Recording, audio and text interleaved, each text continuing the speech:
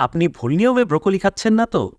হ্যাঁ, আমাদের সামান্য একটি ভুলের কারণে ক্যান্সার প্রতিরোধী এই সবজিটা তার অধিকাংশ গুণাগুণ হারিয়ে ফেলে।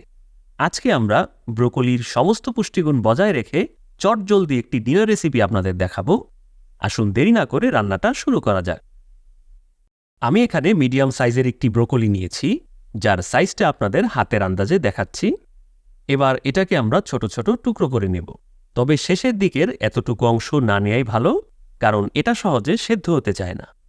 সম্পূর্ণ ব্রোকলিটাকে এভাবে ছোট ছোট টুকরো করে নিলাম। এই পর্যায়ে এসে আমরা অনেকেই যে কাজটি করি তা হলো ফুলকপির মতো এটাকেও পানিতে সেদ্ধ করে নিই। এতে করে ব্রোকলির অধিকাংশ পুষ্টি উপাদান পানির সাথে বের হয়ে যায়। তাই আমরা যেটা করব, এগুলোকে গরম পানিতে ঘড়ি দেখে জাস্ট 2 মিনিট ভিজিয়ে রাখব। এতে করে যদি ক্ষতিকর কোনো কেমিক্যাল এর মধ্যে থাকে তাহলে সেটি সম্পূর্ণভাবে পানির সাথে মিশে যাবে, আর 2 মিনিট পর সম্পূর্ণ পানি আমরা ফেলে দেব। এবার চুলায় একটি কড়াই বসিয়ে তাতে 1/4 কাপ তেল দিয়ে দিলাম। তেল গরম হয়ে আসলে সবগুলো টুকরো এখানে দিয়ে দিচ্ছি, আর এর সাথে আমরা অ্যাড করব 1/2 চা চামচের মতো লবণ। অল্প কিছু সময়ের মধ্যেই দেখবেন এগুলো থেকে একটু একটু পানি বের হবে। এই পানিগুলো সম্পূর্ণ শুকিয়ে যাওয়া পর্যন্ত একটু নাড়িয়ে নাড়িয়ে টুকরোগুলোকে আমরা ভেজে নেব।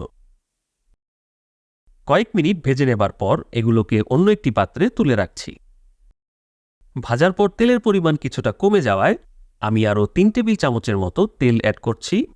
ফোড়নের জন্য প্রায় 1 চা চামচের মতো গোটা জিরে দিয়ে দিলাম। দিচ্ছি একটু ছোট ছোট করে কুচি করা 4 থেকে 5 কোয়া রসুন এবং 3টা পেঁয়াজ।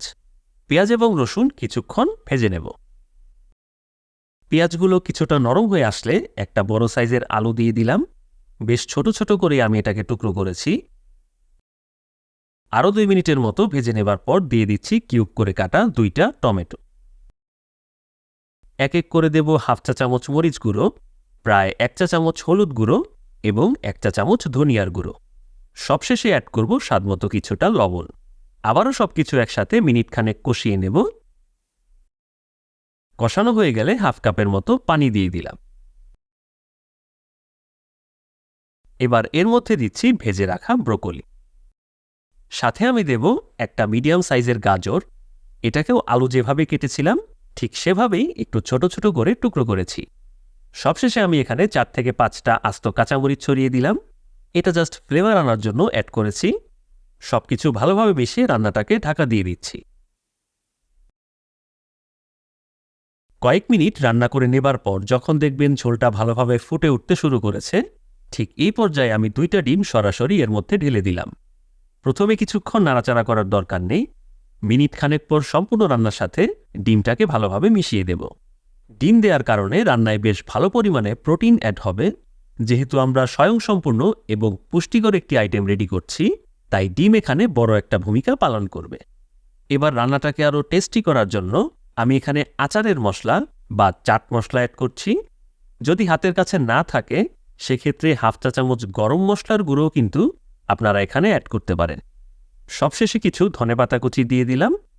আবারও ভালোভাবে মিশিয়ে কিছু সময়ের জন্য ঢাকা দিয়ে দিব এবং এভাবেই রান্না করব যতক্ষণ না একটু মাখা মাখা ভাব চলে আসছে।